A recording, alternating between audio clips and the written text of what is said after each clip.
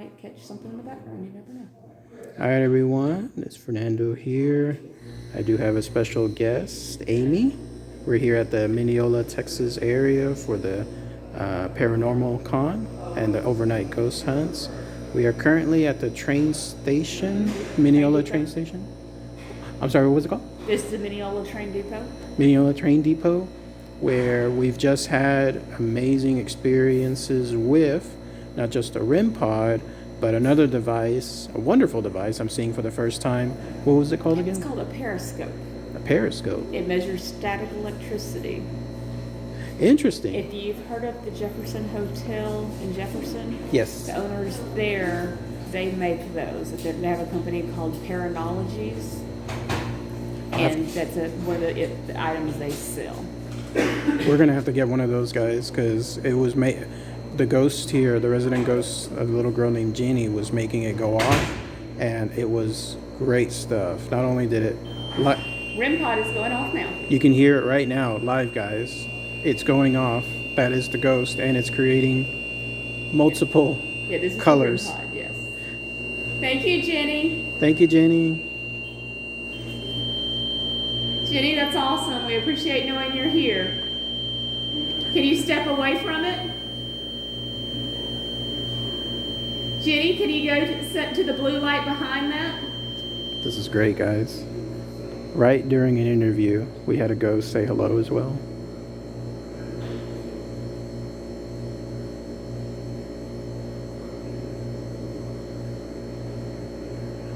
But yeah, we definitely have to get the periscope.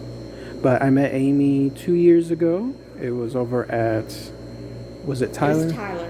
In the Chapel Hill part of Tyler, we have some land there where we do a haunted attraction in October. So we were using that for the ghost hunts. And there at that location, guys, that was one of the best examples I've ever seen of a REM pod go off on command multiple times. It was in a tunnel area that looked like... So we have our scary clowns in October. Yep. Oh, don't worry, guys. I'll include a picture of it as well, too, because I took several there. Thank you. Thank you, Jenny. It's the REM pod again. And then I met Amy again over at the airport. Yes. I forgot what the name was. My apologies. It's the Weisinger Airport here in Mineola, and they have a museum there as well. I was going to go again this year, but it looks like because of rain, It's flooded. The road is flooded out a little bit, so we don't feel it's safe to go out there, unfortunately. no worries. But yeah, there I saw the REM pod go off several times again, and then one more time here at the train depot. I was going to ask then, Amy, at the first location that I met you, I remember someone explaining something about the Glimmer Man. Do you know anything there? What? Somebody had mentioned something about the Glimmer Man was located there. The Glimmer Man, yes. Like I said, we have a haunted house attraction out there, and it's kind of a labor of love. So all of those things are hand built. Most of the buildings and stuff are just made out of pallets that we covered with plastic and decorated. It was a wonderful place. It means it takes a lot of work, and you got to rake the leaves out to make the trails and stuff. So throughout the year, usually starting in the summer, we spend a lot of time out there. And some of the people working were noticing like this kind of green glimmering, shimmering kind of light and stuff. And some people would feel like different, it might make you like kind of hard to breathe, or you might hear weird noises. So that's what kind of led us to actually investigating out there, which we've kind of investigated enough. We think that there's a couple out there that probably lived on the land at some time. I don't think we know what the Glimmer Man is. If someone's come up with a reason for him being out there, I'm not recalling it. We do have some negative kind of stuff that just seems to kind of be a bit of a trickster out there, and that's one reason why we were in the clown tunnel, because that's kind of a little more section where it gets a little heavier feeling. Oh, wow. Okay. So, and my scene is the Wonderland scene, and I know that sometimes when we're in there, you might get like we have a lot of stuff hanging from the ceiling just for decor and stuff. Sometimes that stuff will start twirling when there's really no air circulation going. We have a lot of the playing cards hanging down, and those will sometimes move in a way that we can't really explain. So Somebody saying hello, yeah. yeah. And were the sightings of that glimmer, was that during the day or was that at night? Both. Wow. That takes a lot of effort during the day, too. We do have several people.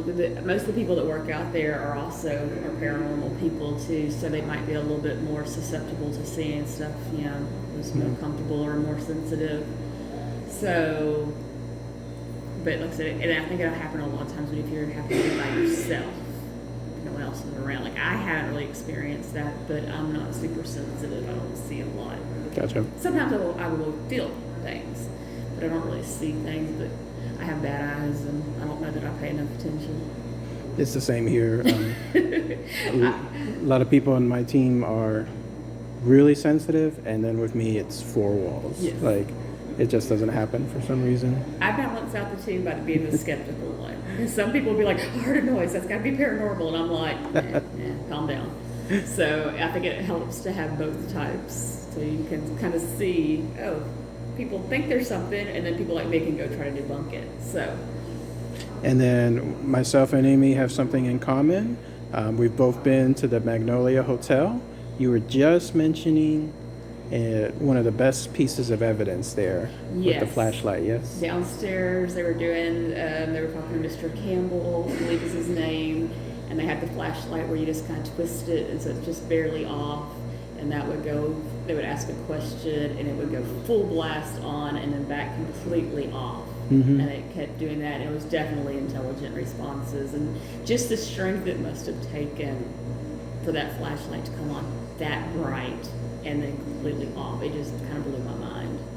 And then you mentioned you haven't done the overnight tour just yet.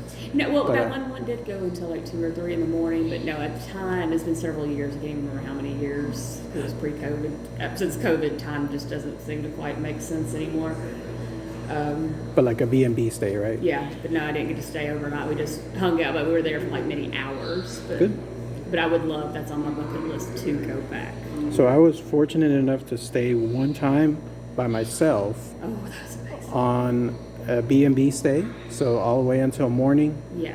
The best evidence that ever occurred, and as always, ghosts are funny about it. They don't give the best evidence until they know you stop recording. Exactly. But in this case, if you know the layout of the second floor, you remember the living room, quote unquote living room, where there's a couch there that you kind of lay in there. I was just laying there, just waiting, trying to see if anything will happen, and something did. The staircases that go up to the second floor, do you remember those there? Mm-hmm. All of a sudden, something very methodically, purposefully, and with no chance of it being other than a ghost, started making heavy footsteps up those stairs. That's amazing. There is no chance that anybody could have opened the door without me hearing it, Right. because it's a big creaky Yes. door. I was the only one there, so nobody could have snuck up on it as well.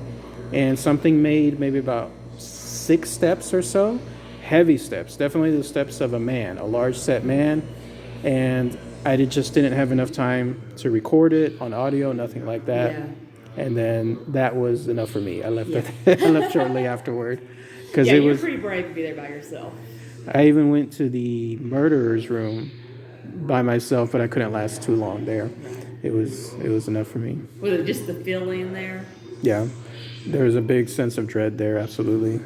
But otherwise, no experiences really with ITZY, I would say. So the only experience we had in her, like I said, I was using the spirit box, and her name definitely came very clear. She said ITZY. And that's really like the only time that I've really gotten something that clear that I could identify in the spirit box. And then just in case, Amy, do you have any other best area, location, evidence that comes to mind? Or maybe a scary one that comes to mind that you think is something you could share?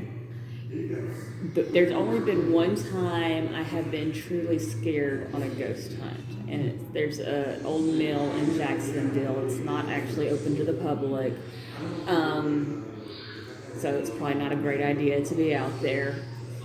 But we had heard about it, and we went out there, and there was just like this weird feeling. We were sitting down, like I was actually sitting on a log, and where the water, like there's like a little lake area and the water flows. Cause at one time it would have had the mill and everything that circles and all that stuff.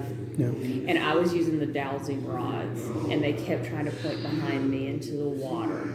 Oh, wow. And we had one person that was using some kind of obelisk kind of app or something some word generator, and they were getting like words like blood and just not nice words. And then we had someone else that was running some kind of spirit box kind of app, and they were getting like words like incubus and all this kind of stuff. And my name came across one that of the apps, and is creepy. And it kept pointing behind me, and I am never the one to be like, we have to go. Thank you, Jenny. Oh, wow. That scared me right there. It just happened all of a sudden. Yes. And that's really lighting up. I have not seen the REM pod do like that.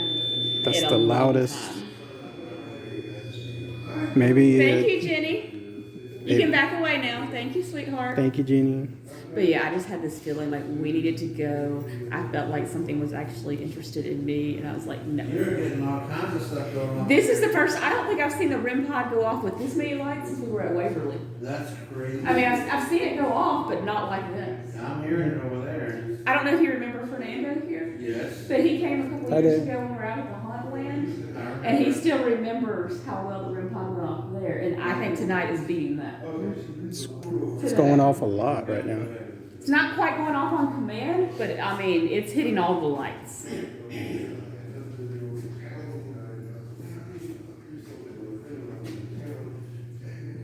But yes, And then we've the also Periscope. gotten to explore. We went to Waverly Sanitarium, and we did Bobby Mackey's, which I guess is no more by now. Gone. It's That gone? Hurt my heart. They're gonna keep, from what I read, they're gonna keep the well, but they are rebuilding the building. Which when we were there back in it was 2020, right as COVID was starting, if we would have had our trip planned like 1 week later, we probably wouldn't have been Put your hand able to down by the go. antenna. Wow. That REM pod went off They're so gonna test much it. at Waverly and Bobby Mackey's, and those like 2 nights we were there, like I swear I was hearing that noise for a week. Did y'all go to that infamous well? That was Yes. there? When we Wow. were down there, it kept playing hide and seek with us. It was me and George and another. Okay, I'll probably head in the kitchens pretty soon, probably about another 30 minutes. But it was me and George and 2 other ladies who were just downstairs. We had another half of our team was upstairs. And we had the REM pod that same exact REM pod not far from the well, but it wasn't directly in the well. And George would go off one direction, and us 3 ladies would go off kind of this other direction, just exploring the basement. And we'd hear the REM pod, and we'd come rushing back to see if something's going on, and it would stop. Oh. And we were like, okay. And we'd kind of separate, start looking. As soon as we got like just a little distance away, we'd hear it and go running again, just like that. Just We like were that. like, wow. Thank you, Jenny. Thank you. And I don't know how much She you know likes about the the stories. story of Bobby Mackey's. Thank you, Jenny. Please step away. Thank you. You're gonna run my battery down. I don't have an extra. I'm a bad ghost hunter tonight at Rick Spares. It was a while back watching the Ghost Adventures episode, but I can't recall. Well, Carl Lawson was the gentleman that was kind of credited with finding out that it was paranormal because they did the exorcism of him in there, and he has since passed, of course. But we actually went to Bobby Mackey's like a Saturday night to see it as just the club, and we actually got to meet Bobby Mackey there. Nice. And he even asked if we had any requests, and we had him sing the Joanna song and everything. So it was really cool just to see it as a functioning club with all the people. And then the next night we went back to actually just do a private investigation. But during that day before we did our private investigation, we went out to Carl's grave, and we brought the REM pod because the sun was shining, and so it was really, the KT was like useless because you just couldn't see the lights. It was too bright. Yeah.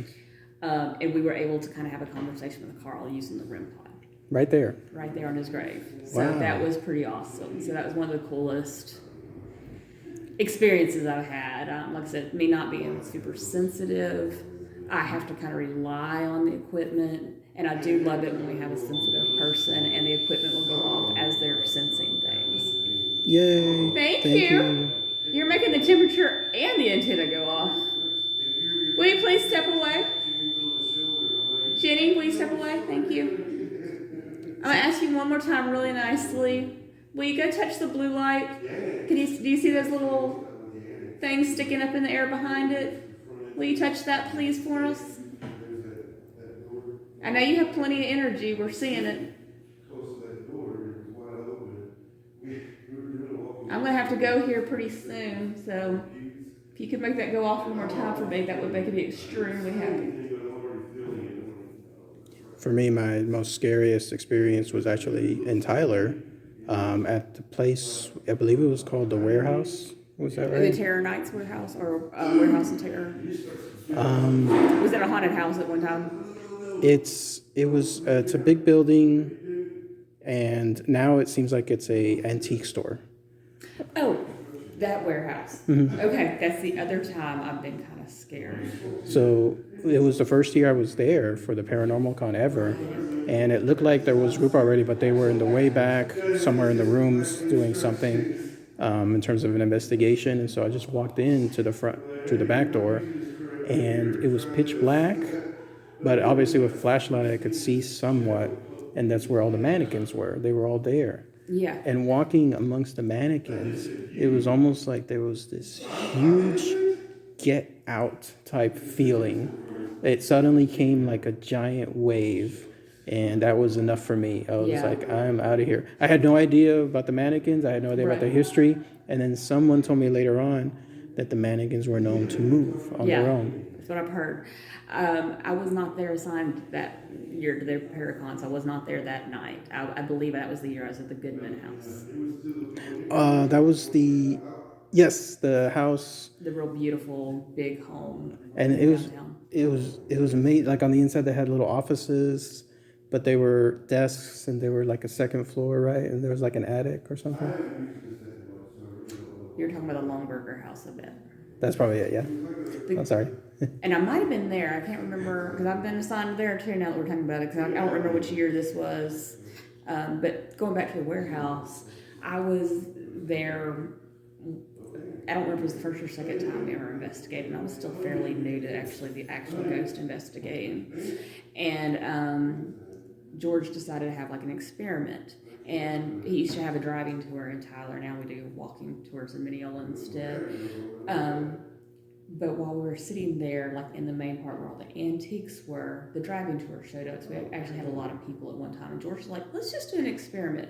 He sent me, my friend Richard, a girl that we did not know from the driving tour, and this guy, Steve, to one of those back offices. If you remember how the warehouse was, I don't know if you actually stayed long enough to know how it was set up. You had like antiques in the store. They had like a hallway. They had like little, it looked like bedrooms. But a bunch of little rooms. Bedrooms with like beds and so on. Yeah, because they had like the antiques back there. At one time it had been a United Way office. At first it was like a car dealership and then like a furniture store. But I think before it was the antique store, it was a United Way building. They had their offices back there.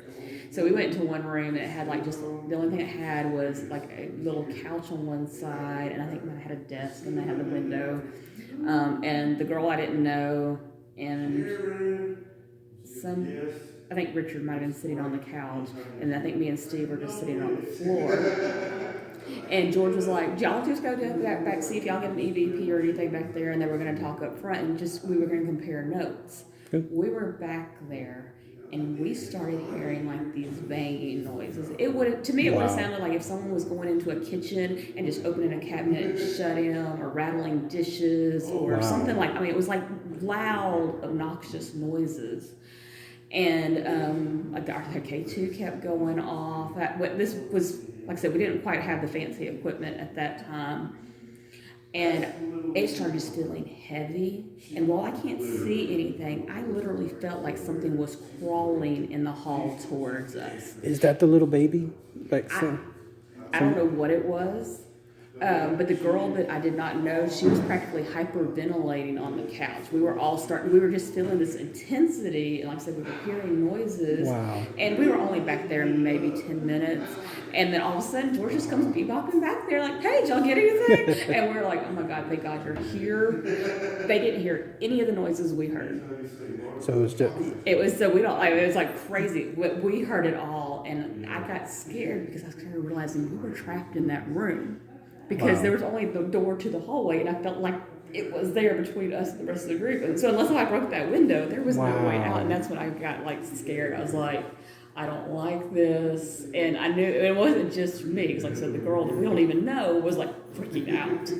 Yeah, somebody there had mentioned there was something. It looks like a little baby, but like a little demon baby, something that can go on walls, Yeah, that that's does why I skittering never sounds. And now you're describing it right Yeah. there.